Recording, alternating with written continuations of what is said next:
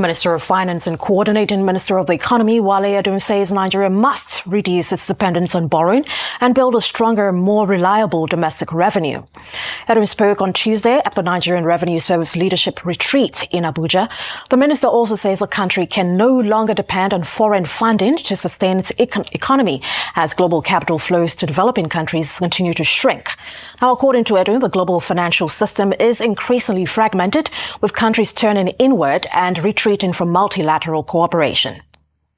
The Minister of Finance and Coordinating Minister of the Economy, Wale Edun, also says the federal government plans to start selling state-owned assets to private investors in 2026. Edun spoke on Monday during an interview on the sidelines of the Alula Conference for Emerging Market Economies in Saudi Arabia. He said the government is currently working on determining which assets will be offered for sale, as well as the timelines for the transactions. Joining me now, as always, to discuss this in more detail is Arise business analyst Chika Mbonu. Good morning to you, Mr. Chika. How are you today? Very well, thank you. Thank you for having me. You're most welcome. Yeah. Let's begin with the one I just picked now, the federal government's decision to commence sale of state-owned assets in 2026. What should we know about this? Okay, let's just reassure our viewers as Nigeria is not being sold, even though, I don't know, some may like That's Nigeria. a good place to start. Maybe the people like Nigeria to be What's sold. happening? But it's not entirely new, Abby. Governments around the world occasionally sell assets, concession assets, get private, sector involved in even the running assets of the government. Yeah. If you go through the several reports that have been put out in the past, you see, for example, Nigeria has so many idle lands, so many unoccupied buildings, many agencies that are very unprofitable. They're just consuming money. And then, of course, massive overheads in everywhere. I mean, you need to look around and see, Nigeria is a very good case study in this. The other aspect of it is also that it's known worldwide that the private sector, realistically, tends to generate more revenues and run enterprises better than the public sector. Yeah. And Nigeria is littered with the graveyard of things like Nigerian Airways, Nigerian shipping lines, even our own dear NNPC and its refineries. So the report that the current MD of NNPC put out the other day, how much has been wasted in running refineries, and yet we have the Dangote refinery up there. So the issue then is not that it's strange that assets can be, assets can be sold. That's not the point. The point has to do with, what are these assets that will be sold? What are they? Which ones are going to be sold? And then, would they be sold cheaply? How would transparent would the processes be? We've always known that when some of this happens in Nigeria, the citizens don't trust the process. We believe that when things like this happen, the government people who are involved will always find a way of, selling these assets cheaply to their friends. The citizens don't trust the process. I mean, you need to look at when you have things like, the custom is doing, sales of seized assets. People just say, I don't know anybody there, or they tell you that, the things already been predetermined, or who to buy and who to listen. You want to go and apply for a job in the government. They'll tell you, I don't want to go there because they already selected who they want to. So the citizens don't really trust the process. So would I say be sold cheaply? Would the process be transparent? Would there be opportunities for Nigerians to buy? That's another thing, But what are the effect of the workers if those are sold to the private sector? Because one of the things that happen now is you got to cut ahead. And then the other thing is also, will it be a case of, killing the hen that lays the golden egg? In the sense that, are we going to sell income generating assets in the short term to finance deficit, which is one of the reasons why we have, this is being, pushed out.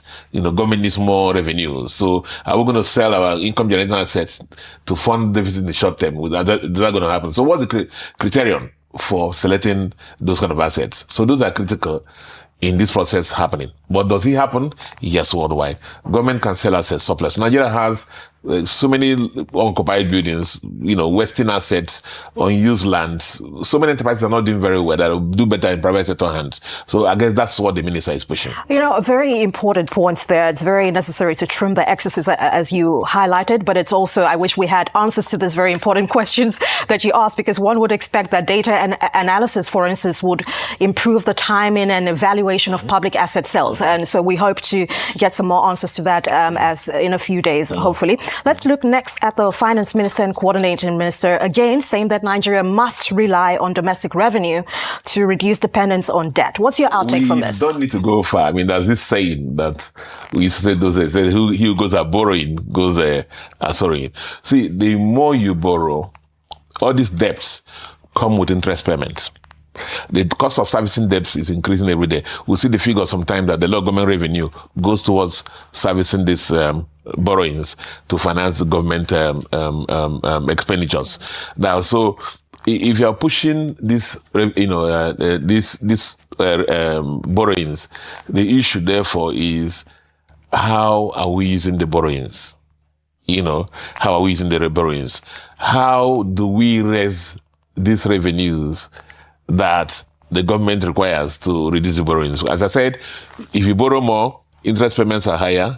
The higher interest payments you pay, the less money you have to provide, health, roads for citizens of the country. So the issue, therefore, Abby, is can we realistically increase government revenue in an economy where the generality of the companies are struggling?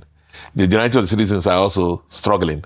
What do we do about that? Now, the people will push to you and say, oh, GDP is growing, this is happening. Well, the growing GDP has limitations because it can be at the apex. The people at the middle may actually be getting poorer and poorer. So, yes, it's good to finance, stop borrowing, and generate locally. Locally, through what? Increase taxes again, which will be tied to the other story that you read. But if that starts becoming a burden for the citizens, it becomes a problem. So it's not just about that. It has to do also with how do we prudently use the revenues that we have. But cutting the level of borrowing, is it good for the economy? Yes, it's good for the economy. The better tax collection systems, reducing the leakages in the system, those will help in reducing the borrowing. And what the important thing at the end of the day is that what do we use for the borrowing? If you look at our economy, you will find that there's a lot of ostentatious living at the government side. A lot of assets, projects that are not really value adding to the system, that will create additional wealth, create employment for the people. People are doing, every state now is trying to have an airport that can land Airbus 380, largest plane in the world. Meanwhile, he may have only one flight per week because that. So there are a lot of white elephant projects being done. Revenues are increasing, as we hear, but people are still in poverty. Okay. Revenues are increasing, but we see people still owed salaries and pension. So those are the balance of the issues. Yes, generate revenues domestically, stop borrowing, goods in paper. Is it recycled? I've had this several times.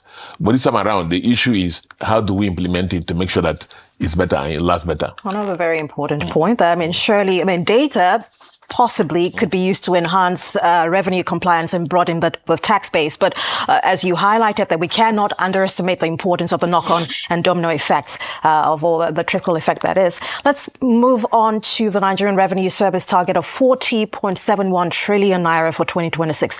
What are the feasibilities here, realistically? This is about 44% increase over that of previous year. Yeah. I mean, it's like you're earning 2.8 million naira last year, and now you want to earn 4 million naira this year. You're going to ask yourself, that's possible, of course, but where would this income come from? Again, it means that, as we have had them, it's taxes, more taxes, and more taxes, and more taxes. And that's that. So, are there positives? Of course, yes. It means Nigeria is relying less now on oil revenues, which should be the case. But non-oil revenue should account for more for government spending. We are depending less on government, on borrowing, which is ties to the story that we had, you dealt with previously, that, you know, the Minister of Finance says borrowing should reduce. And then we'll have more budget stability, which is okay, and more funds for infrastructure. Those are very good things to happen. But the issue is that targets are good, but targets don't build roads. Certainly. I don't really know that. So businesses may feel the tax pressure. Business may feel the tax pressure. So it's not just grow the economy or grow tax, but it's also to grow the economy. You know, so note that it's not just one line message, grow tax, you know, that we need to move tax. But the issue is that where the tax is going to come from. Are the business in the economy growing? So the government must also intentionally grow the economy. As I'm leaving the house today, Abby, my generator is on throughout the night, has been. Tanker of water every week, personal. Borehole every week. Security, self-organized. And all these things contribute to the cost of running business. What's tax really? Tax is the government's way, paying the government back part of your profit for assisting you make life easier for your business. So is that really happening? So I say grow the economy, not just the tax.